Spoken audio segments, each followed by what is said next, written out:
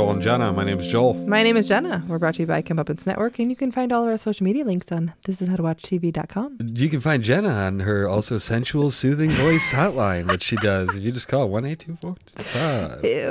Ew. Yeah, we're discussing the last two episodes of The Leftovers. The most powerful man in the world and his identical twin brother is episode 7, and the finale is called The Book of Nora. What? I feel like you're distracted doing something. What were you doing? I missed something, didn't I? No, I put the solo cup back with those with all the letters. Nice. So the first episode started with the season 1 theme song, which see, I don't notice stuff like that. You didn't notice the theme song? We were watching big dramatic orchestral. I watched all the last 6 at the same time or something, so I think it was just. Oh, were you skipping the opening credits then? I don't remember. Yeah, because they had different songs in this whole season. Yeah. The first one didn't have one, and then the second one was Perfect Strangers, which was fucking awesome. The Perfect Strangers theme song? Mm-mm. I couldn't tell you what that is. Oh, you don't remember that show, Perfect Strangers? I remember Stranger Things. With Cousin Larry and Belky? Mm-hmm. I mean, yeah, Cousin Larry and Belky. I feel like I'm too young for that. That's very possible. I mean, just barely, a couple years. Jeremy might have watched it, but not me. So, we get the season 1 theme song, and then it's a flashback to Nora and Kevin talking, and she's saying that she wants to be cremated, and Kevin says he wants to be stuffed. Yeah, creepy. Yeah, and she's like, grow a beard. I mean, weird conversation there. That was basically how it went. That was the takeaway from the conversation is she wanted him to grow a beard. She's like, I wonder what you look like with... And puts the stuff on her face. I thought that was foreshadowing to other stuff. That's when they were in the bathtub, right? Yeah. Because, I mean, he definitely did grow a beard. Correct. So that was pre this season, is all I was saying. It was some sort of a flashback. Okay. So Kevin goes underwater. Kevin Sr., John, and Michael all wake up late. Kevin confirms the requests Grace, John, and Kevin Sr. have. Okay, so you want to know where your kids' shoes are, you want to know the dance, and you want to know what Evie's got to say. Or you just want me to tell Evie some shit. Yeah. He goes underwater and wakes up in the water off the beach naked. So that was interesting that he went in and came out at a with different no clothes on? Yeah, well, but... Okay, so that happened before... Right? Yeah, he slithered out of the bathtub, remember? In last season. And that was when he was that when he was drowned at the bottom of the lake? And then he came out of the bathtub? Shit, how did he...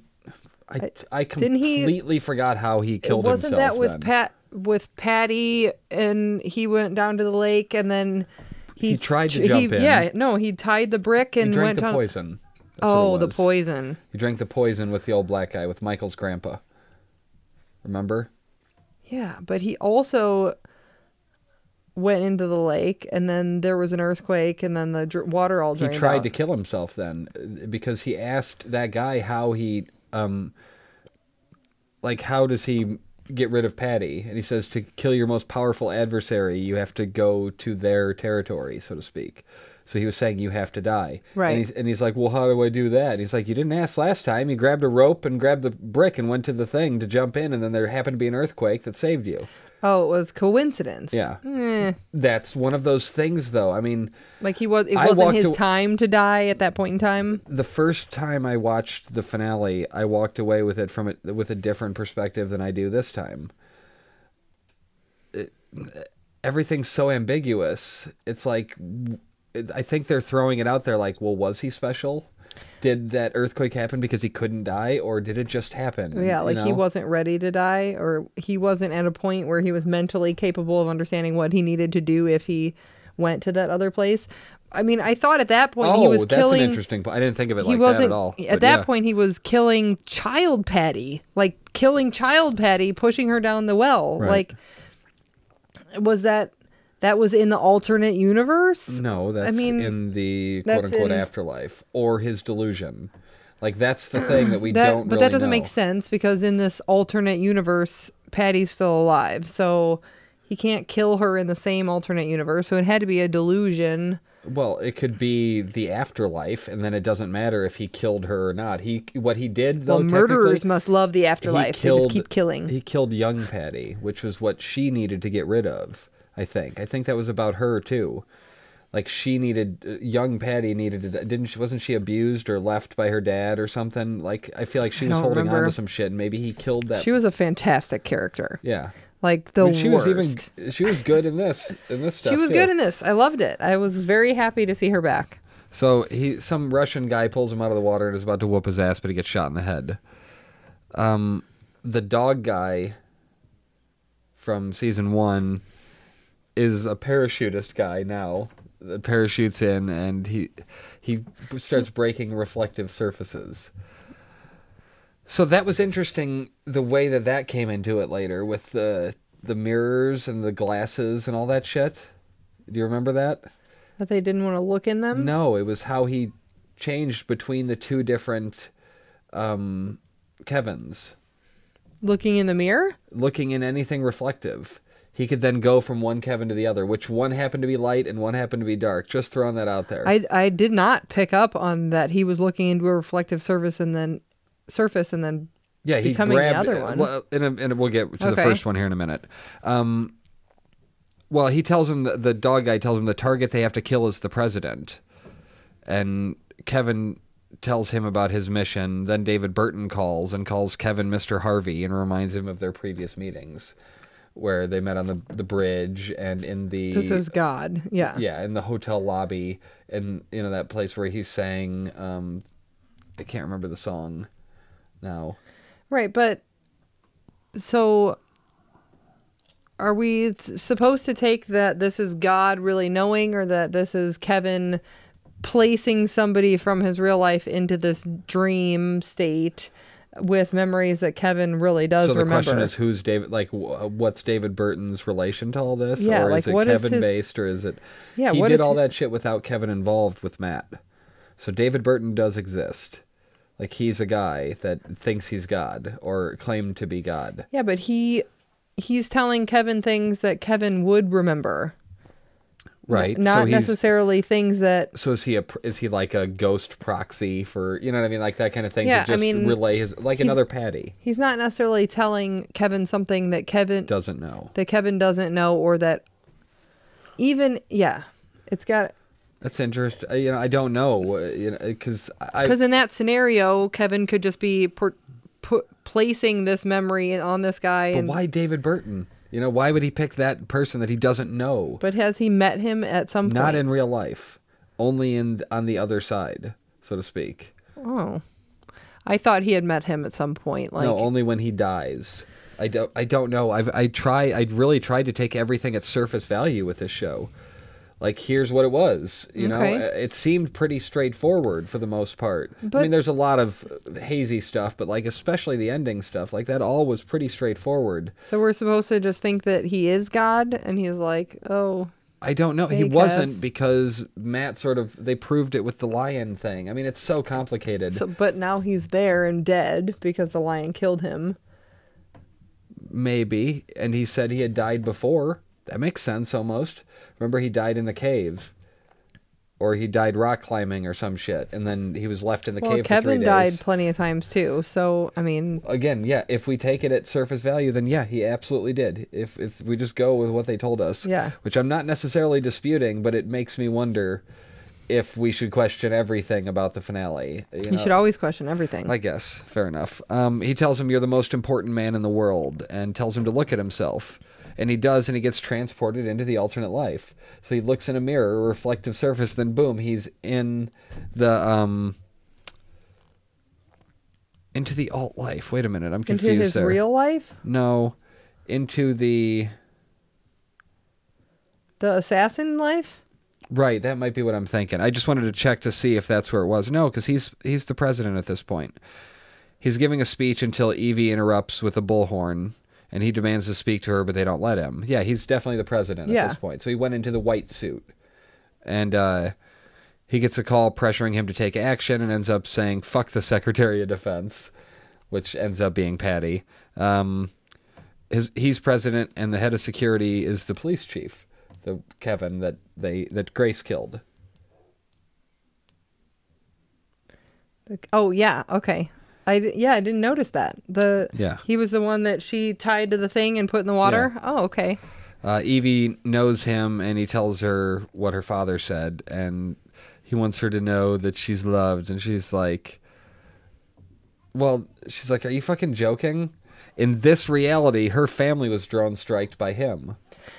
But so that's weird, because this is supposed to be an afterlife. So when you go to the afterlife, then all of a sudden you're reliving your whole life just with the people that are dead? No, I think this was foreshadowing. I think this was sort of letting us in advance, letting us know the way Nora was going to explain it later. I think it was like, she's like, no, that's not what happened. I didn't get killed by drones. They all got killed by drones. The same as they left, but to them, we left. Kind of a thing. It's almost that duality of, wait, no, you have it exactly backwards. Right.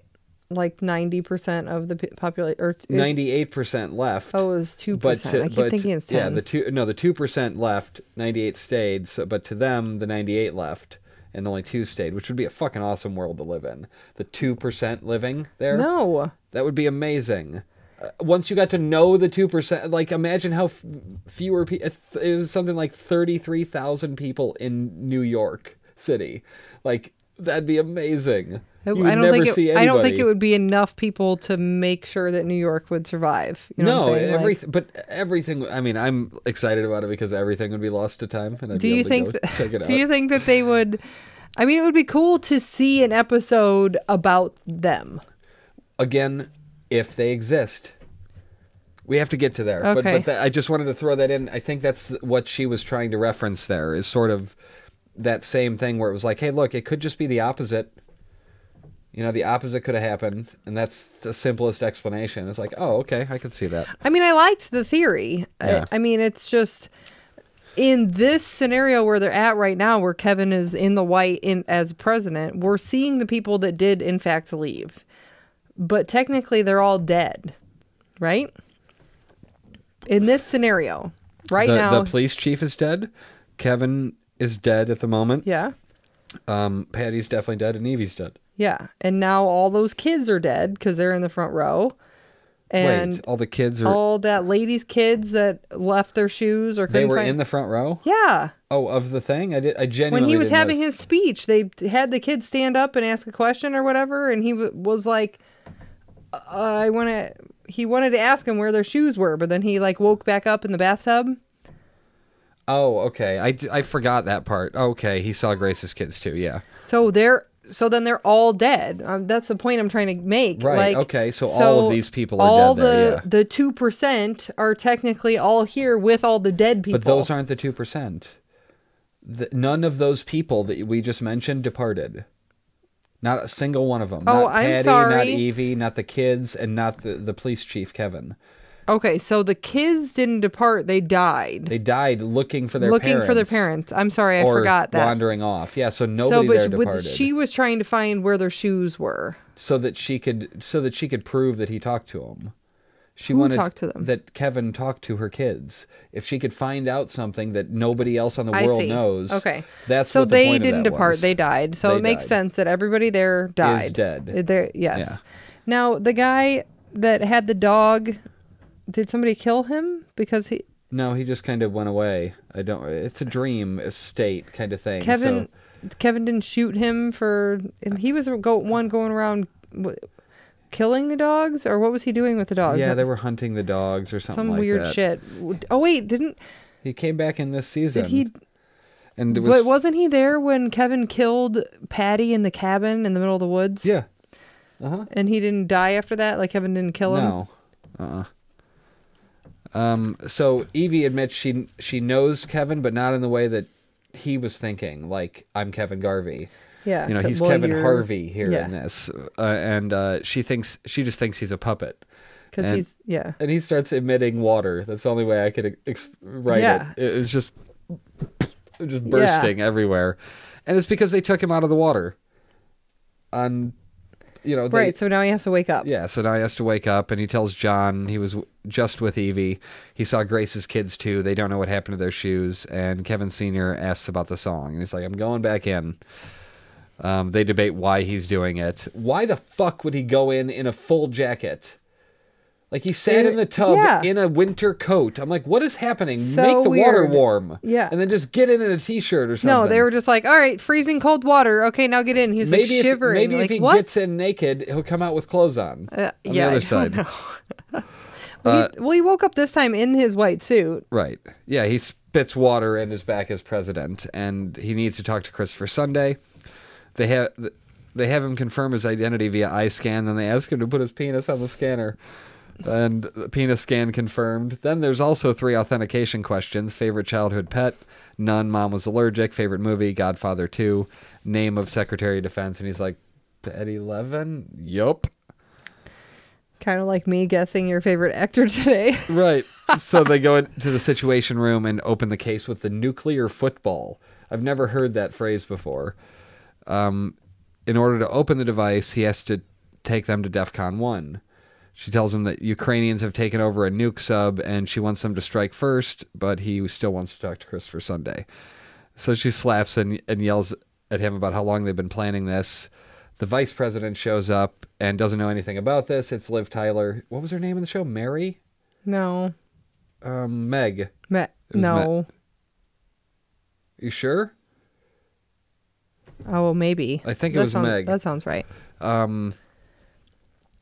She says he's being played. There is no sub. And she tells, what's her name? Patty tells Meg about the plan to wipe out humanity on the 7th anniversary. And she says they have to go through the Fisher Protocol in order to launch. So she's almost like gets it.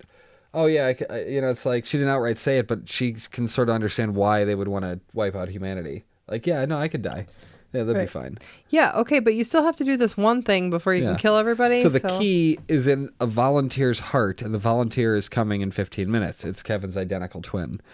He puts them at DEFCON 1, and in doing so cuts off his access to the outside world, and therefore can't make the call to Christopher Sunday.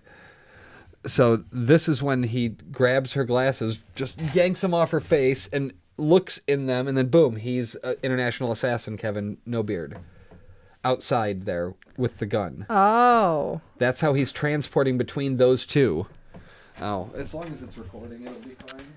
Yeah, I mean, I guess I didn't notice that was happening. Like, I just figured they were then flashing too, because they had already mentioned that the other Kevin was coming. So right. Yeah, but so he is transferring his consciousness between them like that. So he was able to jump out of the room. And then he's just freezing when he's not in the consciousness? That's a good question. I don't know. Maybe other Kevin comes there. Because I feel like the same. Kevin. I mean, I know we don't want to switch shows mid-podcast. Go on. In Sense 8, like when they like transfer their consciousness to somebody else and they're like at the other person's house, I always feel like they must be like, or they're making out with nobody. You know what I'm saying? Right. Super weird. So the police chief tells him to go inside without his gun, and it says all unarmed prophets have been victorious. All armed ones have been destroyed. That's from Machiavelli. I mean, I guess I could see where they're coming from with that. If you're trying, no, it doesn't work anymore. If you try and enter somewhere with guns, you're going to die? No, I was nearly going to say peaceful protests are the way to go, is what they're saying. But that doesn't seem to be what anybody's digging lately. Nobody does that. He has to, well, they do. It's just nobody's on board with it. Why? Everybody's like, oh, don't peaceful protest. That's not how you do it.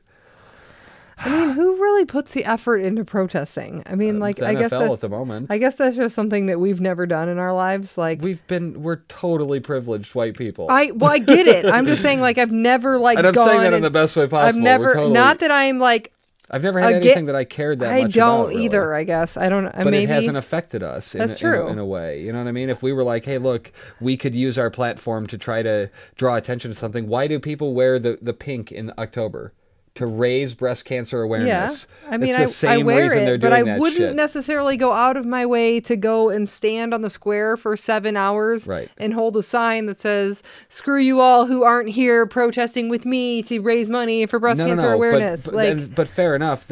You would just be there raising breast cancer. Yes. Right? You wouldn't be protesting people not protesting with you. The NFL is protesting. They're not protesting. They're showing solidarity and going, hey, we're trying to draw attention to an issue, and people want to just go, well, you can't do that, bruh, peaceful protests aren't good, bruh. And it's like, what? Okay, so tell me the exact parameters in which I'm allowed to protest. Well, everybody's allowed to do whatever the hell they want. I've just never gone out of my way to do any of that. Right, but they're not going out of their way. I go to the walks to raise money for all the stuff, and I go and donate blood and do whatever, but like, I've never had anything that I really like.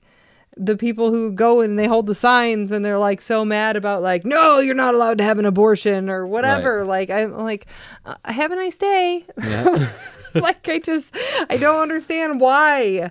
Again, only if it matters to you. Only if it's something. And that's the beauty of living here, and everybody can say whatever the hell they want and do what they want. But again, to sum up the thing, they're simply going, hey, look, because people are like, well, just do it when you're not playing football. Do the protest then. And they're like, that's not going to draw any attention. The point, exactly. The point is we're using our platform to try to enact change, whether it works or not, or is effective or not at anything other than dividing the country, fine. I mean, but that's what they're trying to do. Same thing with like everybody bitched about Trump not helping Puerto Rico for weeks, and then Trump goes to Puerto Rico and is that was the funniest fucking thing I ever saw. Paper towels to people. It was like shooting hoops. And everybody's bitching. I mean, he's there finally helping, and now it's not good enough. Could you literally, though, not to be all political, could you literally imagine any previous president shooting hoops at people he's having fun. Right. No, I don't think he's having fun. Your life sucks. Have some paper towel. Did you hear him bitching about how they're disrupting our budget? Who's disrupting our budget? Puerto Rico. What budget? The one that was like negative 70 million? No, that's the deficit. Oh, okay. That's 19 trillion. Okay, sorry. 19 trillion. Fuck's sake. So if we had 19 trillion, we could have penis scanners. Boom. See what I did? Brought it right back. Mm-hmm. So Liv Tyler shoots the police chief and the other guy and points Kevin towards the Situation Room. How did he get out of the... Oh, wait, no. She wasn't in the Situation Room? She had just left. Patty was. Yeah, only Patty and Kevin. But I thought that once you start DEFCON 1 or whatever, doesn't that lock the Situation Room to where you can't ever get in there? I don't know. I genuinely not sure about that. I feel like that should be a thing where nobody could get in or out to the president. Well, she tells him that the people calling for the end of the world are liars. She feels love and pain and is in love with God. She tells him where the comms room is, and he kills her. And the police chief is like, Jesus fuck, did you just kill her? Like, that was just kidding. Yeah. It was just a pickup line when he said something smart ass. And the comms guy connects him to Christopher Sunday. He explains the mission, and he's like, yeah, there's no song to stop the rain. I tried to tell your dad that shit, and he didn't want to listen. He asks if he really believes his father can sing a song to stop the flood. No. Some guys come in, and Kevin kills them and shatters the screen and reflects back to the Situation Room. Okay. Shattered the screen and then just looked in it. Boom, he's back in there. Yeah, I was not catching that. He smashes the glasses, Patty, so he doesn't see him. He doesn't see it again. He doesn't transfer again. He says he's not the president and she's not the Secretary of Defense. And she's like, no, you summoned me out of retirement. I owe you. You helped me, and I'm here to help you. And when she was saying that, it was cutting to the footage of him throwing her down the well. Yeah. Somehow he was helping her there. I don't really know what it was, whether it was her letting go of her childhood or what. There had to be some symbolism there where she feels like she owes him something. I don't know why else she would. Right. Otherwise, you killed me, so I owe you one. Herself. She cut her own throat with glass. He didn't kill her. I know, but I'm saying it's the child one. Thing, yeah. He says he wants to go home, and she's like, yeah, you said that before, but you keep leaving and coming here. Right, you keep going really underwater, and he just has to go back. They bring in the other Kevin, and one is light and one is dark. Yes. I mean, come on, we got the lost But how do they get in there? What? What do you mean? Oh, into the DEFCON room? Yes. By killing everybody outside. Okay, but wouldn't the doors just be automatically locked? I mean, that seems... Say that happens. Like, I'm just throwing out a real world scenario here. The president is locked in the room, and then everybody outside gets killed. There's no way for him to get out or anybody else to get in. That seems like dangerous. Maybe he should know the code, but he was on the other side of the wall, so he could have used the code. Okay. Right? Fair enough. I mean, I think Where was the food pantry in this room? Right. I don't remember seeing that. Where were the Cheez-Its and the beer? Now, you probably won't get this reference either, but I really liked the when Patty sang, "They're Kevin's, identical Kevin's." That was from the Patty Duke show, where it was the same actress playing identical cousins. We're brothers, we're happy, and we're colors. What is that? What? The Wayne brothers. What are you talking about? The Wayans brothers? Yes.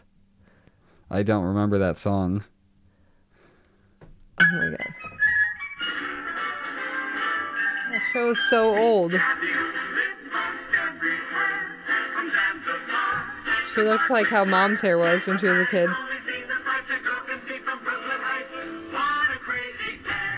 But they're cousins. Identical cousins all the way. Were their parents identical twins? In the show in the 60s, I love the idea that they would have thought through the backstory. Yeah, because and not just been like, yeah, no. Technically, they could have been identical cousins had their parents been identical twins. And also married identical. And married identical twins, because then they would have had the exact same DNA, and they would have looked exactly the same. Yes, I love the fucking thought that they would have put that much effort into it. They're like, no, the lore behind Patty Duke's show is that they were twins, and then they married twins as well. It was twins married twins. Yeah, I was hoping that's where you were going with that. And they just happened to have kids at the same time. No. So you're not going to look up the Wayans Brothers theme song? No. She gives Light Kevin the scalpel, President Kevin the scalpel, and she just has one. Like, it's part of the protocol. That's ridiculous. It was in the box. I get it, but that's so crazy. That's where the lines... Sorry, everyone. That's where the line gets drawn in the show. That is ridiculous. Okay. They both tell her to go fuck herself. That was great. I mean, who's going to volunteer? Yeah, you know what? Put that key in my heart right here, and then I'm going to have some under the left rib cage. Well, but then he goes, this is fucking stupid. None of this makes any sense. Why would I volunteer to be cut open? Exactly. Right. I think he's describing this world that he's in right now. Like, none of this makes any fucking sense. This is stupid. Why am I volunteering to be here by coming here? You know, by drowning myself. Okay. Or being allowed to be drowned.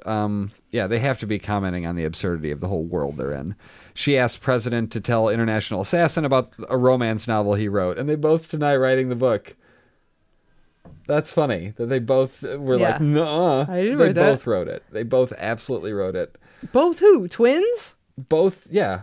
Yeah, they both wrote the book. There's only one Kevin. In this reality. They both totally did it, and they're both denying it. Okay. The Book of Nora is the next fucking episode. Okay. I just, I don't know. Yeah. The CIA told her about a secret journal the president was writing, and she's procured it and is trying to read it with her glasses. That was pretty funny, her trying to pick up the pieces. And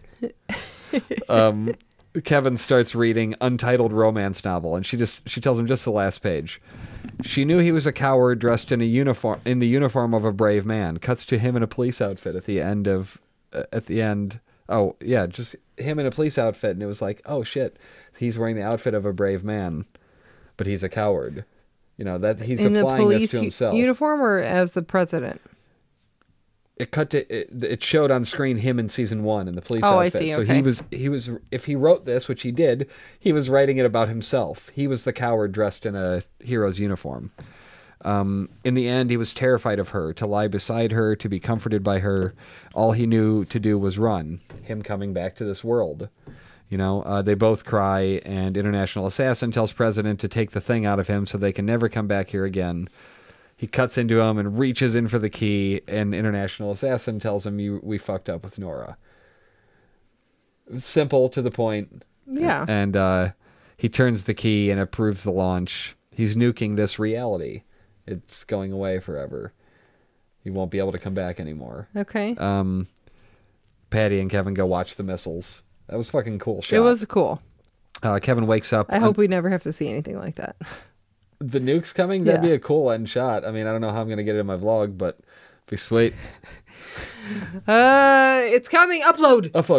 Quick. Who's going to watch it? Fuck, didn't think it through. Oh, man. Kevin wakes up under a sheet on the floor of the church they were stripping out to make the ark. Okay. And Kevin, John and Michael are sleeping in the corner, and Kevin Sr. sitting on the roof. Love the callback to the season opener.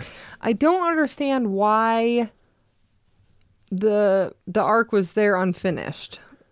Because they were building it in honor of one of her kids who loved boats. It was something like that. Did they say that? Yes. Because I didn't remember that. She explained it in one of the recent episodes. It's out definitely of the in the church? last 4. They were building it out of the church? Yes. They were stripping down the church to make the boat out of it. That's why there were pieces missing of the church. Okay. Yeah, I loved Kevin Sr. sitting on the roof, like, why didn't the world end? Yeah. That's exactly the lady at the beginning of the season, where she was abandoning her family by waiting on the roof. She went up there every day or every night or something. So, I don't know, something inside Kevin won't allow himself to be hurt, so he literally takes it out of himself. You know? I mean, it's all symbolism and metaphors and shit. I mean, that's the end of episode 1 or of episode 7. Somebody on Reddit, I read it on Reddit, is a segment I do occasionally on these, and somebody put, for some reason, it just now occurred to me that the bird loose in the lobby of the hotel in season 2 is the bird that Erica buried in the woods. Who's Erica? Erica was John's wife. Oh. She buried the bird in the woods, and then boom, it's in the, it's in the lobby of the hotel. It was just a cool little connection. Yeah. And then speaking of the hotel, does anyone else see a connection with the Spanish lady struggling to complete a task regarding a heart transplant from the first visit to the hotel last season? I know Lindelof has said this was an important clue, is that when the key was inserted. Also, didn't they have a guy with a bag on his head also? Maybe it was Kevin. Remember? He walked past somebody with a bag on their head. That could have been other Kevin. Oh my God. 100% was a guy with a bag on his head dressed the same. Someone pointed this out in a past thread and how it might tie in down the road. Just, cool shit that people discover, and untitled romance novel. It's the entire story of Kevin, and the ending is the final episode. While the show revolves around something truly inexplicable, we are reminded time and time again that the show is about the characters and their relationships during a troubled and confusing time. I believe the show has taken us along the troubled path of Kevin and Nora's relationship. They've both gone through doubts, but we now know about Kevin's decision, and next week we'll know if he was too late on making that commitment. And somebody puts in, that's why the finale is called the Book of Nora. So speaking of Book of Nora, we get the season 2 theme again, which definitely my favorite theme of the show. That was a good one. The Let the Mystery Be. Yeah. Yeah. Nora films her departure video. That's the only thing I could think to call it. Yeah. They ask her to do it again because she's lying. And then they ask her to say her children's names in the statement. Why did she say 2 boy names? What were the names? I don't remember. She was like Jeremy and Jacob or some shit. And it was like, isn't there supposed to be a girl there was in a this? girl. I know there was. It didn't make any sense to me. Well, maybe it was like Bobby or something like that was a unisex name. Isn't that a Jerry Seinfeld bit? Okay, Nora Durst. Her kids were... come on. Son Jeremy, daughter Erin. Okay. Yeah. Erin sounded, yes. Okay, Erin and Jeremy. And I thought she was talking about 2 boys. I'm like, why are they ignoring the girl? Right. But they weren't. Okay, who's texting me? Here, leave me alone in pod. It's like, why did your computer burp at you? Did it burp at me? Is it AT&T confirming my... Right. So they're out at where the machine is, and they wheel out a fossil. That's a person. It was the last person who went in the machine. That's fucking cool. Look, it was like okay, so then they die in this world and go to the other world. Well, no. Okay. Their body gets transferred to this other universe? Yes. The same way they departed. The same as the sudden departure. That's the point. But it wasn't the same as the sudden departure.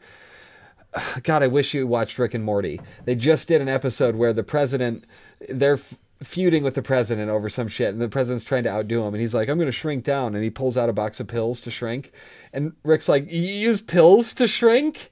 And like laughing at him, and he's like, that's so 50s shrinkage. Oh, let me guess you're just going to shrink down proportionately, slowly, and your clothes are going to stay So this is a different version. This is the pill version of getting to the other side, this machine. I get it. So there's going to be remnants left behind. They haven't perfected the process. What kind of remnants? They said that there was like metal shavings or something there were minerals and stuff in the water-like fluid.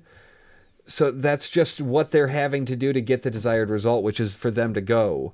I don't think they're leaving anything behind necessarily other than where they were at. Okay, because it looked like there was something in there. Yeah, It was white though, yeah, like clearish. like they were turned to ash, and here's the fossil of them. Yeah, but it was clear gel, and then Okay, like so it was all the water around them, and where the body was. Maybe it was empty.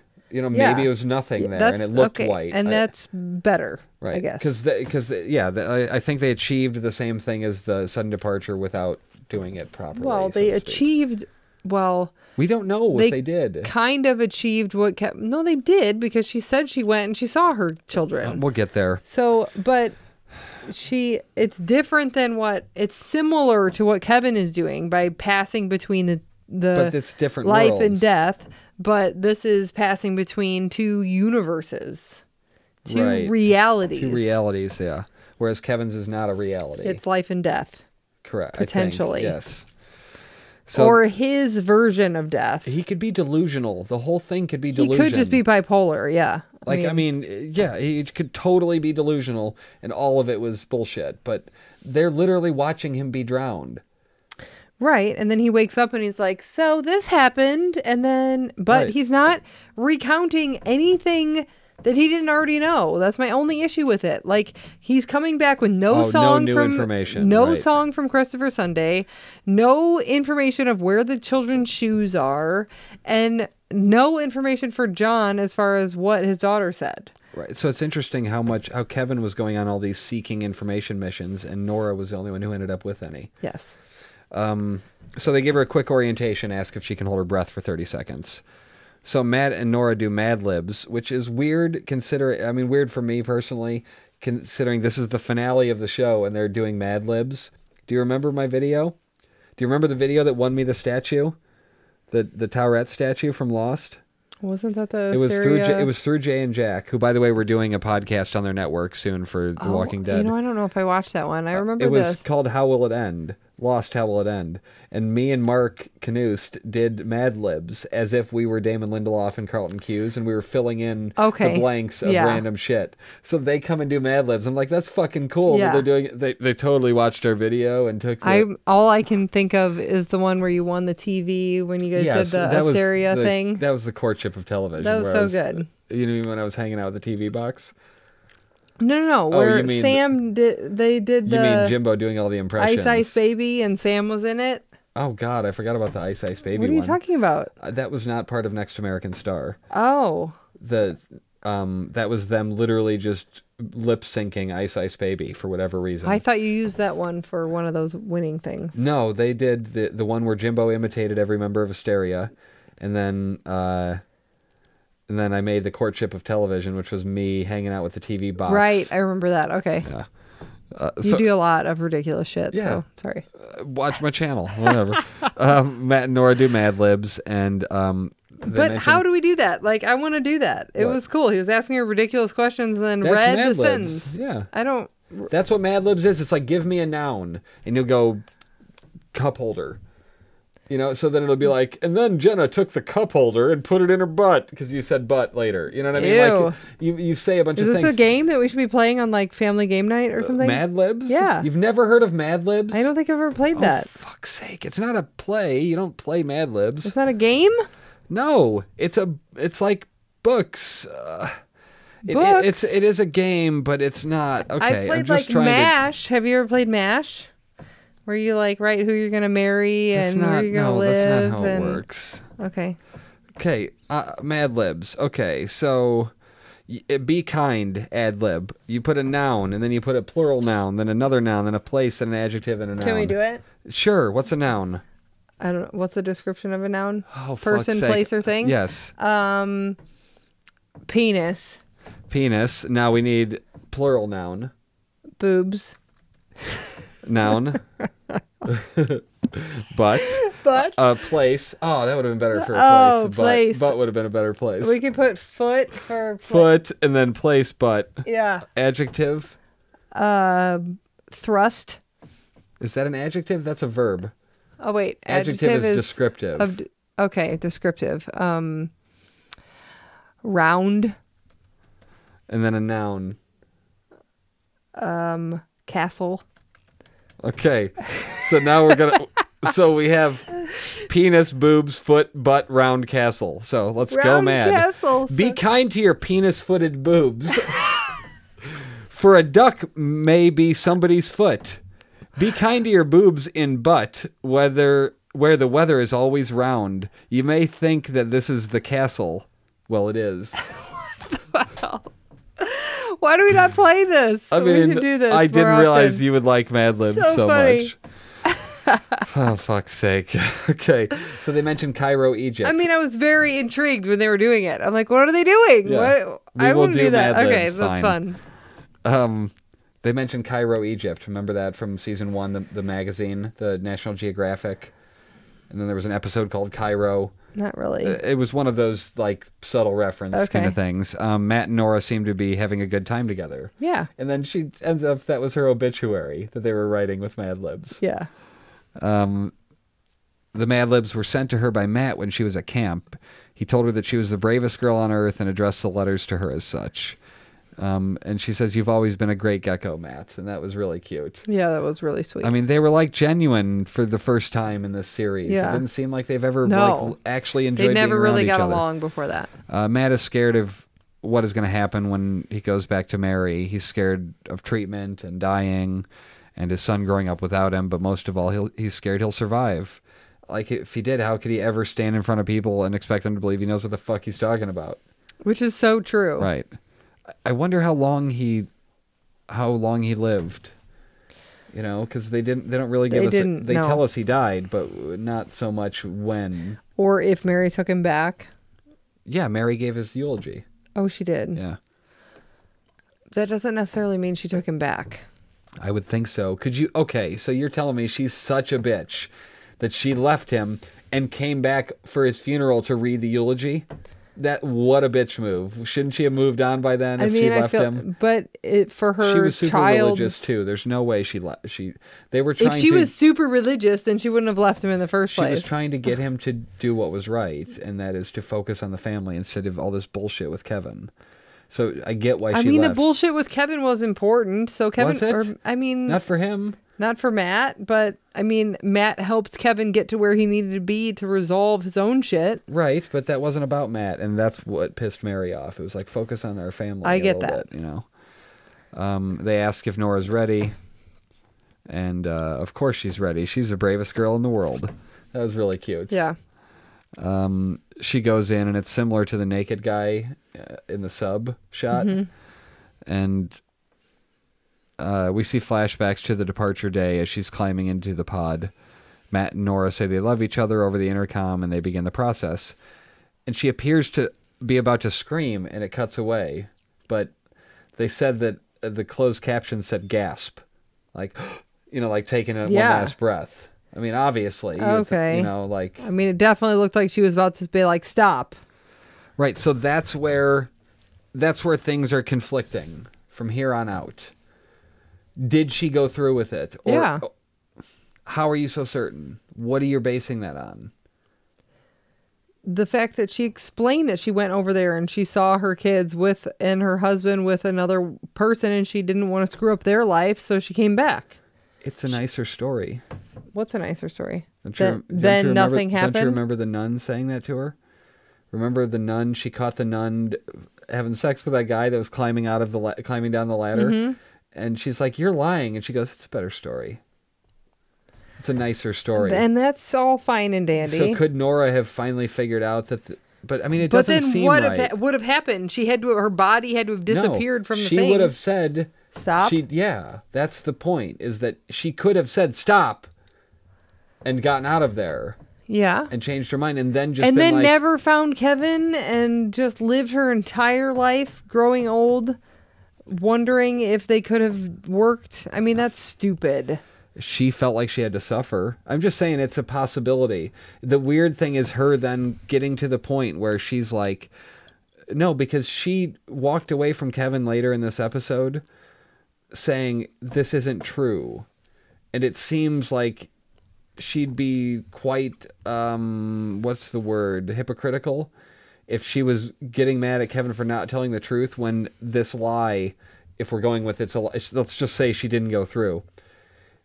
She's lying to make herself be able to move forward and be happy. And that's what Kevin was trying to do. She did a ton of shit to move forward and try and be happy. Like, try and murder herself, have people shoot her in the chest. Right. I mean... Well, that was to feel alive, but yeah, I mean, to see if she felt anymore. She, was feeling numb, I think. Yeah. I mean... I don't know. I'm just saying it's a possibility that she didn't go over there. I thought the same thing. When she screamed, I thought, oh my God, she didn't go. She didn't go through with it. She's having, like, last minute, no, thank you, That was why I was saying the first time I watched it, I was like, oh, fuck, this is so good. They stuck the landing of this. They told us something they promised they were never going to tell us. Which How is fucking you could get awesome. over there? No, where they went. The show was not about where the 2% went. They said that from the beginning. Don't ever expect the answer, where did they go? And they fucking told us if this is to be believed, which is awesome. They went above and beyond in the finale with that in that regard. Yeah. They had no intention of ever telling us. And I agree that it could be a lie. She could be making it up to cope. Right. Which is fine. Yeah. I mean, it really is. I mean, it's a great story. If she says, they said that this guy came up with the machine and he's over there and I got there and I found him and he made me a machine and he sent me back. All fine and dandy. Right. Except why wouldn't they just send the 2% back? Yes. And why... No mother is going to go to another world and see her children happy and be like, oh, well, I'll just leave them. No. No? No. 7 years, though. No, think about this for a second, genuinely. Think about how different, not that you wouldn't recognize them, I'm simply saying, think about how different Mackenzie will look in 7 years. Think how different Caden and Maddie will look if you didn't see them for 7 years. I get it. And then they're happy. And, like, as the parent, you'd be like, I'm going to fuck up everything in their life right now by coming back. Not that they wouldn't eventually be appreciative of it, but, you could see, look, everybody's moved on. But she was happily married, so it's not like... That's a sacrifice you do for your kids, I think. I totally get it. But I don't think that she was that good of a person to do that. There's another argument for maybe she didn't go anywhere. She would have walked in there. Because she was the most skeptical person in this whole show the whole time. So all of a sudden she's 100% in? No. I don't know. I mean, I'm torn because I want to believe it on the surface of it. I want to believe she went there. We'll get there. Fuck. Okay. We go to old Nora, a.k.a. Sarah, gathering her birds. They all have notes on them that she puts in a bucket. Love is in the air. So they're all love notes. The lady asks if the name Kevin means anything to her. Kevin came by yesterday with a photo of her, and Nora quickly tries to pack a bag at home and get the fuck out of there. And Kevin knocks on the door. He introduces himself like they never really knew each other. It was an interesting route, and he looked like he did in Parks and Rec. I mean, he was older in this, admittedly, but he looked the way he looked in Parks and Rec. And it was like, oh, the difference is that he's happy. Like, when he looks happy, he doesn't look like Kevin Garvey. When right. The actor he never is happy, smiled right. in the other one. But, yeah, I mean, he looked like weird. Yeah, it was like, yeah. Life is great. I saw him on Parks and Rec, and I'm like, that's not even the same guy. How can that be the same guy? Yeah, because he never smiled. Right. I mean, I get that they were trying to screw with the audience with this because, You think so? Yes. I think that they were totally just screwing with us. Oh, what if it was like Nora was, maybe he was over there? Yes. That's what they were like. Nora went to the other world and Kevin finally got there, but they don't, or maybe they're dead and they're trying to meet up, right? But they don't remember each other. And so they're totally screwing with us in that regard. Okay. But I mean, they're not there. So for them to pretend is weird. Like, that's not... They're not where? What do you mean? On the other side? Yeah. Well, like, it's Kevin pretending. He explains why later. He mentions the dance where they met, and he says he's been wandering around Australia on a vacation, trying to get a little lost. And he says he saw her riding her bike and found out where she lived. And she's like, nuh-uh, I talked to the nun. And he asks if she's married or in a relationship. He saw they were having a dance in the town, and he wants to ask her to the dance. If he didn't ask, he'd never forgive himself. And she tells him to leave, and he's like, I get it. A guy you barely remember asks for a date. So, I mean, he's fully committed to this character of we never dated. Right. So she lights a cigarette after he leaves and then rides to a phone booth and calls Lori and asks if she told Kevin where she was. Apparently they had an agreement this whole time. I mean, we knew that she was her patient after the cigarette transaction. I get that. You know, a couple episodes ago. Or maybe that was episode 6. Nora asks if Kevin is crazy, and she's like, well, does he seem crazy? No, he seems happy. You know, and she's like, and he asked her to dance, and Lori thinks Nora called because she wants permission to go to the dance. She's like, you can go to the dance. Right. Go have fun. Nora takes a bath and brushes her teeth. For some reason, it reminded me of season 1 when Lori was brushing her teeth in The Guilty Remnant. You know, with the no mirror thing. Oh, yeah. But there was a mirror. So I was just, I don't know, it struck me as that. Well, maybe, was the no mirror supposed to be like... That was so they didn't look at them. They weren't important. They were just remembering the Guilty Remnant. Okay. But first thing she does is get in the bath. Very Kevin. And then the teeth brushing thing just reminded me of Lori, you know, physically. There's a mom, and I need to take a picture of her, but I see her here and there. She looks like Lori? She looks exactly like Lori. There's a picture of Jen from when we lived next door outside. Not as much as this lady. She looks like Lori. This lady is Lori. Yeah. And like Jeremy and I went to the football game at the high school last weekend. I was like, oh my God, there's a lady. There's a lady right there. She looks exactly like Lori. And he's like, shut up. Oh my God. I mean, like, it's identical. So freaking weird. But I can't be like, yes, you can. You got, I'm taking a, why can't I get a signal? It's so pretty. No, why can't I get a signal? Yeah. Huh. Yeah, exactly. You leave the thing on and it makes the big... so the bathroom door is stuck. She had to like lift it to close it. The hinge was broken. Yeah. To be fair, they did tell her it would stick on the left. The people, when she was getting into the machine, they're like, the door is going to stick on the left. Oh my God. And then it's stuck on the left. She busts through the door. The door seemed very large. Yes. Like entirely too large. Mm-hmm. Why? Who has a 10-foot tall door for their bathroom? Yeah, right. Somebody that wants it to look cool when they fall over on it. Right. Somebody who's compensating for something. Right, just compensating for lack of penis or something. Or children. Yeah. Jesus fuck. Brutal. One last fucking burn. Leftover burn. Hashtag departure burn. She's like, my kids, I left them over there, but I'm going to get this 10-foot tall door. Just to compensate. So she busts through the door and gets on her bike and rides to the dance. She spots Kevin across the room, and then he sees her. He was like blowing somebody off. Or was he talking to the bride then? I don't know. He was talking to somebody else. He was talking to somebody. Somebody came up and asked him to dance. Yeah, and he was like, no. Yeah, he's like, no, I'm good. They probably saw him. I'm waiting for this lady who's never going to show. They saw him running in sweatpants. Yeah. And was like, no, I need to dance. Did you ever hear about that? No. What? Just people fucking just watch. He was running in sweatpants and was his penis bouncing. Oh my God. I don't care. I get it. Well, I mean, they're basically is this saying... the actual actor? Yes, they're saying he's massively hung, is the point. One out of... What? This is just somebody... This is just somebody talking here at the moment, but... Oh. What are we looking at? We're getting to him... Where's the shot at? Is this it's during right the here. show? Yes, this is during the show. People are like checking out his junk in the underpants or in the sweatpants, and he's like, "Yeah, no, they made me wear 2 pairs of underwear the second time we did a jogging scene."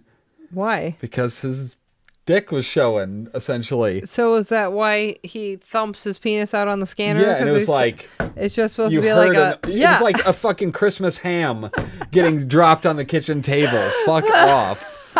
Sorry, massive dong. Oh my god. So that's why the chick was like, right. You want to dance? Right now? You want to dance? Nora asks how he found her, and he says it's his first time in Australia. She's like, are you really going to keep this up?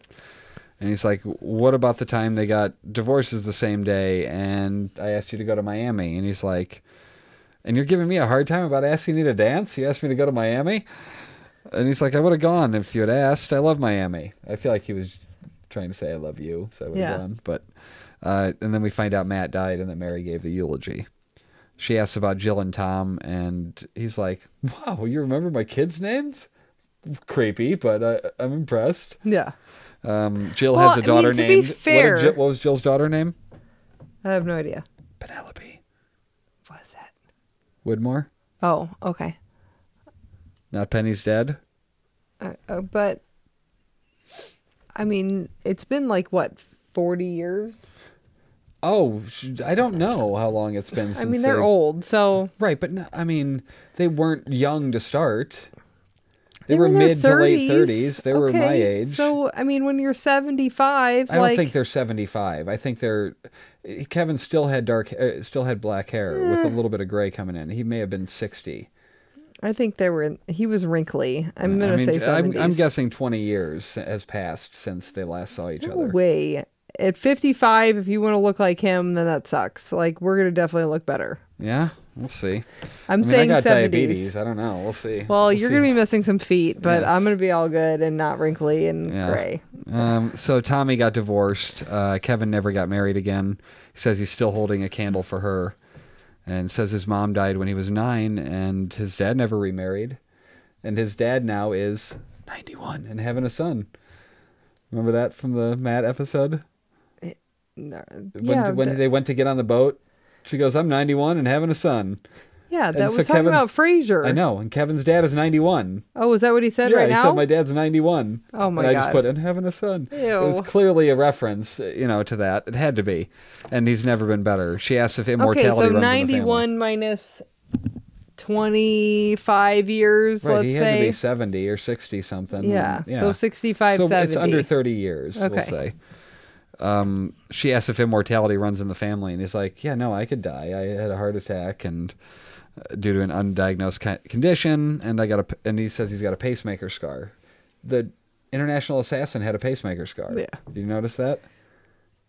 When he went to cut into his stomach, there was another scar up by his heart. Oh. So he had that scar.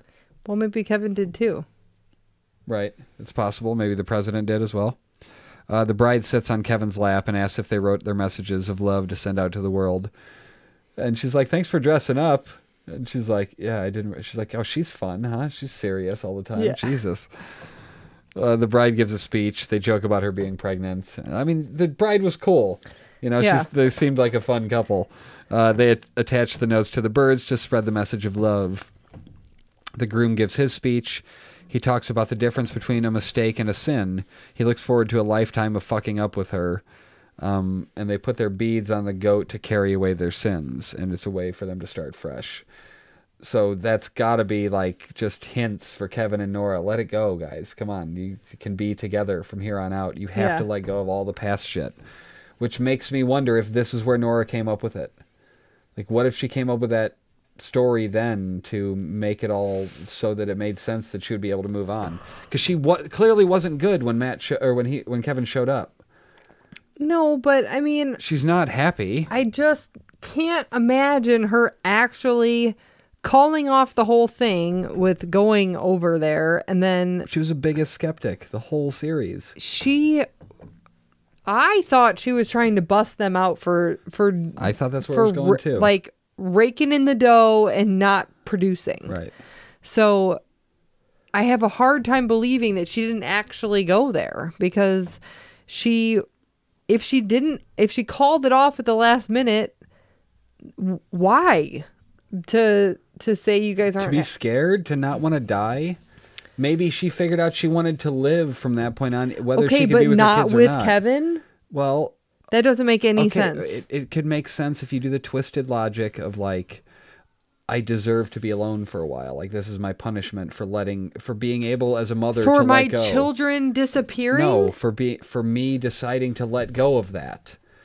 She may have felt like she needed to punish herself for. How about for the being, punishment of her having that child that she totally loved and having to give it back to its mother? I mean, she's already been punished so many times. Right, but she doesn't think. I don't know. I don't think. I think that she went. I mean, I hope so. I genuinely hope that's what happened, because I want to take it at face value. But I love that they left it ambiguous enough that you could still debate it afterwards. Yeah. You know, if they had showed her over there looking at her kids, different story. Yeah. It's fact then. But goddamn, how interesting was... we're not even there yet, sorry. He asks her to dance. They both cry a bit when they hold each other, and she asks how he found her, and he lies again. And then she walks away because it's not true and goes home. So then she goes to the place she gave the nun the birds. She asks what the nun did with the birds because they're gone. And she asks who the man was that was climbing down the ladder, and she kind of calls her on fucking the guy. And she's like, it's a better story. Yeah. About the birds, anyway. She was obviously relating it to the guy fucking her, but the birds being able to travel the globe, even though they have a 50-mile radius, is a better story. Right. Nora falls off her bike as she's riding away, and she sees she fell on the beads, and she sees the goat trapped on a fence by the beads. She climbs up to save him, and I'm just like, take the fucking beads off the goat, not the fence, you idiot. Why would don't try to pull him off the fence? Take him off the goat and free the goat. I know. And why was she falling up the hill? Was it that steep? Yeah, it looked like it was that steep of a hill. Okay. She puts him on herself to bear the burden of her past sins. And then to be able to let go of them. Did you notice when she went home? Maybe she didn't want him to just trip on the beads when he was walking down the hill. But did you see where she put the beads when she got home? No. She went inside and she put the beads on top of the paper towel roll. Do you remember the significance of the paper towel roll? That's what she was getting because the kids had just spilled their drink. Oh my God! So the paper towel was so important to her. So she set the beads on there to let that start fresh. You know what I mean, so to speak. There's no way it was a coincidence. Is all I'm saying. That's an awesome tie-in, right? Yeah. So there's still no birds at the house. The goat is eating the notes, so Nora feeds it and starts reading the notes, and one of them says, "I know you're out there." Which, I don't really know the significance of that. Supposed to be. What if she thought that was Kevin or something? You know what I mean? I don't know. It wasn't from that group, so I don't know. I don't know what the significance of that was. Someone writing it to their child that departed? Oh, okay, that could be it. Yeah. Kevin shows up and he says he's here to tell her the truth. He didn't believe when Matt said she was gone, but he's totally angry Kevin again, instantly. Yeah. And he looks the way he looks in this show. It's so weird. Non-smiley. How he can transform. No smile Kevin. Right. He's here to tell... so Matt died and she didn't come to the funeral. And he couldn't believe the last time he spoke to her was in that fucking hotel room. He was so sure that she was still alive that he decided to look for her. Every year he's got 2 weeks of vacation, and every year he comes to fucking Australia and shows her picture to everyone he meets. He says he couldn't stop. Then a couple of days ago he showed the picture to the nun, and when he saw her he couldn't believe it. And he didn't know where to start, so he erased it all. That's how he found her. He refused to believe she was gone. So then she's just like, "You want some tea?" That was a pivot. Okay. Right. You're not even going to acknowledge the stuff I just said. Just tea? Okay, sure. Right. Nora's going to smoke, but Kevin quit because of his heart. And so she puts it away, too. So that was kind of like, okay, they're back together again. They don't need it. Yeah. It's almost like smoking is significant in this show. For them, the guilty yeah. remnant. Yeah. And then now to them, it's a way for people to cope. It's like when they're together, they don't need the coping mechanisms. They can just be. I feel like it would be really nice to still be able to Oh, fuck, yes. God, I would take a cigarette in half a second. I think about it all the time, and I'm like, it's just so gross. It does. It smells bad. It'll make me taste bad. Yeah. And, not make me taste bad. It would literally make you taste bad. It would probably make me taste bad. But not that I would ever want to taste that. 65. I'm just saying. When I make it to 65, I'm then you're going to smoke again? Why wouldn't I? If it didn't affect me for the Because we have 20, 40 years after that now. But listen, I smoked for 18 years from 14 to 33. I didn't quite make it to my birthday, and I had started in September or something, so I called it 18 years. Okay. I smoked for an entire childhood, and I quit, and I'm going to have no complications from that. Okay. In 10 years of me quitting, my lungs are as if I never smoked. Okay. I have no effects from it. Has it been 10 years? It hasn't been 10 years. No, it's been 5, or it'll be 5 in February. But by the time I'm 65, I will have not smoked for 32 years. Okay. So me starting then, what is that going to do? Nothing. No. It's a way for me to quit without knowing I'm never going to have a cigarette again. The thing that's funny is that I won't make it to 65. No, when you're 65, smoking won't exist anymore. Right, and I'll have to vape and then forget it. Yeah, cigarettes won't even be a thing. Thanks for telling me. Now I'll buy a pack of cigarettes and bury them in a time capsule. Yeah, you're going to be like, oh shit, I'm going to have to bury them in the backyard and you're 65 and you're going to be like, hey, Sonny, can you help me dig up this grave? Who am I talking to? Sawyer's kid named Sonny? Fuck's sake. Sawyer better have a kid named Sonny. Right, named Sonny. Kevin says everything he told her about family was true, as is his heart condition. Okay, but did Kevin move on and have a family or no? No. He only has, you think he has grandkids with his kids? I mean, he didn't fuck his kids to make grandkids, if that's what you're asking. No, what? Does he have grandkids with his kids? From his kids, sorry, whatever. Yes, he says Jill has a kid. Okay. He said that. Kevin says he's still in Jarden. Nobody calls it Miracle anymore. In their house. And Michael is running the church now. John and Lori live next door. And Nora admits she talks to Lori sometimes. And she didn't tell Kevin because he was right with what he said to her in the hotel. She needed a way to get them back. And Kevin thinks she changed her mind before going in. And she's like, nope. So she went through. She woke up in the parking lot naked, the same parking lot, which that sounds very much like when Kevin wakes up in his other world thing. She was naked, though. To be fair, she was naked going in. Oh, so it makes sense for her to wake up naked. I mean, it's not like, and now if she woke up with clothes on, that'd be bullshit. That would be strange, yeah. She walked by empty houses and abandoned buildings, and she found a store and got dressed. She walked long enough to think she was the only thing alive, and at night she saw some house lights and went to it. There was a man and a woman. They told her 7 years earlier every person disappeared except for him. The woman lost her husband, 3 daughters, and 8 grandchildren. My God. Over here we lost some, but over there they lost all of us. So she went to find her kids. And planes don't fly so much over there, so she had to take a boat from Australia to New York. And there's no direct one, so it took a long-ass... that's the stuff I would have loved to see. Yeah. I know the nuance of it isn't going to be like I'm thinking, where it's like, everything's abandoned. It's not going to be like Revolution. The first couple episodes of that. No, but that show was good. It was really good at first when it jumped, and then it was like, oh shit, there's the Wrigley Field. It was covered in ivy. Well, it's already covered in ivy. Yeah, whatever. So let's see. She walked through Mapleton, and where she grew up, where her parents died, where they met, and she went to her house and waited across the street.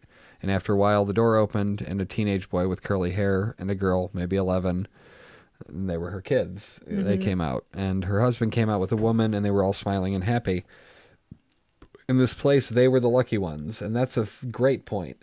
Like, her being so unlucky on the other side made them extra lucky on their side of it. For being happy together, because it was the 3 of them? Because they're one of the only people that 98% of people left, and you get to keep your sibling and father. Yeah.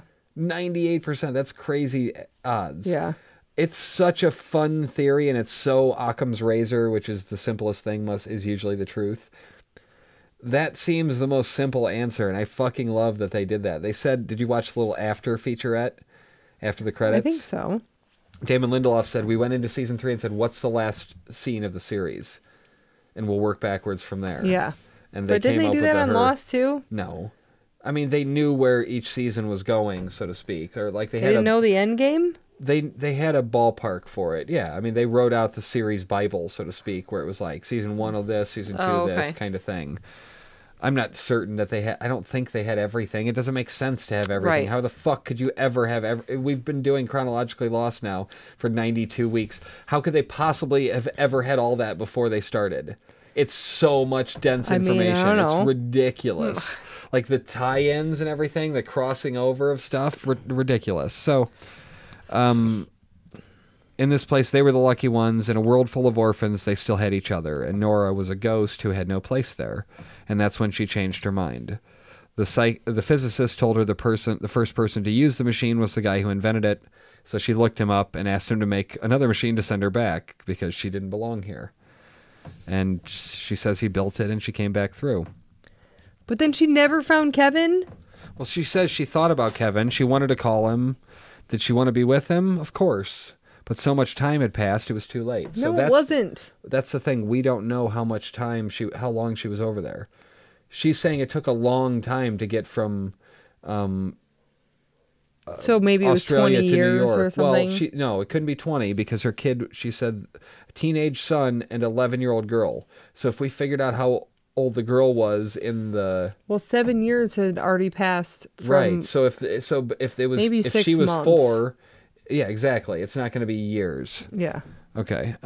She didn't think he'd believe her about what happened, and he says he does believe her. Why wouldn't he? You're here, you know? And they hold hands, and we hear that beautiful song one last time, the piano song from the show. And they smile through the tears. And just what a fucking beautiful shot of the sunset behind Nora's house, and the pullback, and then the birds come back, and that was the end. I mean, it was great. Beautiful. They put their most skeptical character in a place where she tells a story giving answers. You know, that's what makes me not necessarily believe it. I want to, but I don't know. What do you think? Anybody have any thoughts on whether she actually went or not, and something that might... I want to say that she went. Okay, I want to too. Absolutely. So the Reddit stuff for this episode, you take 2% away and everyone goes crazy and searches for answers. You take away 98% and the remaining are just happy to be alive. This is great. That's true. Somebody else said, I think it's also very symbolic that the beads were laid on the paper towel rack. If you remember from season 1, the paper towels were the most poignant metaphor for the loss of her children and her inability to move on. Then she ultimately replaces the empty roll at the end of that episode, shifting the metaphor from inability to ability. The connection between the beads and sin, followed by her taking all of the beads from the goat, perhaps to account for her constant lies throughout the series. And then the idea of her laying them on the rack is very powerful. She's moving on from the hate, the anger, all of it. As far as what she tells Kevin, you could argue that she's lying once again, but I think that's where the I'm not trying to sell you anything, it's just a nicer storyline comes in. For Nora, at least. Or what she ultimately doesn't deny she changed her mind, but wraps her decision in a story that I think, for Nora at least, is meant to finally allow Kevin to believe she has. So that she has moved on. Yes, so that they can both accept that it's okay for them to be together, and that despite the past and their constant need to punish themselves, it's okay for them to want to be together. To paraphrase Laurie's earlier line, it's okay to go to the dance. Wow. I mean, it was beautiful. It was genuinely beautiful. The ending was great. Yeah. I think I only cried once during the finale. I don't remember. Or welled up at least once. But it was awesome. I mean, what a great series. No, go away. We're almost done with the show. Like, literally ending it right now. I'm fast. I have to hurry. I feel like you're standing there talking instead of being through the room already. I have to go so fast, but not long enough that I can't stay here and tell you. It was awesome. So, I mean, that's... I mean, I never thought that I would like the ending of the show because I hated it so much. In the middle, I was, like, done with it. You mean season 3? Yeah. Or the whole series? The middle of this last season. I was very done with it. I didn't hate it. It was just like, where is this? I was don't know where it's bored. going. I was like, I'm done. Right. I don't care anymore. I was so stoked for Australia when they first talked about it last season, but the way it all played out wasn't necessarily the best. But man, I watch each episode and they're all good. Yeah. You know, it's not like it was garbage stuff. It was just so nuanced and like living with the characters. That's what the show was about. Yeah. Just much like fucking Lost. If people could take anything from this in relation to Lost, it was about the people and how they are coping. And but not Kate. Right. Fine, I'll agree with you there. Yeah, so we are done with the leftovers. If you have any any comments or anything you want us to talk about further, at least interact on the YouTube link, for the page. For the video. Comment below. Yeah, comment below. And we'll be back for whatever. Click here. Whatever the next show is that we decide to podcast besides Chronologically Lost, which we're almost done. If we decide to do another one after that, we're not obligated. Jeremy and I are going to be doing The Walking Dead Season 8 starting at the Monday after the season premiere. I think it's October 22nd. The Monday after. Yeah. .com. So we're going to... No. So we're going to do that show on the Jay and Jack podcast network. They're the ones who got me into the idea of podcasting back in the day with the Lost podcast with Jay and Jack. And it's kind of interesting to finally, quote-unquote, make it to that. I mean, they were talking about potential money. It was like anything. Like, what's that? Yeah. What do you mean money for doing right. this? Who gets paid? Yeah. Who gets paid? I was joking. Jeremy was like, I ran to get my beer before I started the theme song, ran to get the beer. He's like, you'll never make it back. And I come back and sit down, crack the beer just in time. And I'm like, that's because I'm a professional. And he's like, professionals get paid. Yeah. Damn it. Yeah, we don't. I think maybe, I don't think I'll read the book, honestly. I don't really. That's because we don't read. I do read. When? The first book that I've ever read that is now becoming a movie, that happened. It's a trailer for a movie called Annihilation. It was called the Southern Reach Trilogy. There were 3 books. Okay. I read the first 2. Jeremy reads. I don't. I read them on my phone. Never. In iBooks. I mean, it's just like reading shit on Facebook. I read Pinterest and Facebook. You've lost my Pinterest. Okay, so hit us up on... Pinterest, as the people in the South say. Hit me up on Twitter at Comeuppance. Go to comeuppance.com. Tell other people about the show if you enjoyed it. Leave a comment on iTunes, preferably a 5-star review. Leave a comment on here. Send us an email. This is howtowatchtv@gmail.com. All of those things. So the 98% of us are going to bail out of here. Okay. What's the 2%? I don't fucking know. I was just trying to be clever. Am I like clipping my nails and leaving them on your table? See you later. All these memories in my mind, my mind. I'm still a secret lemonade drinker.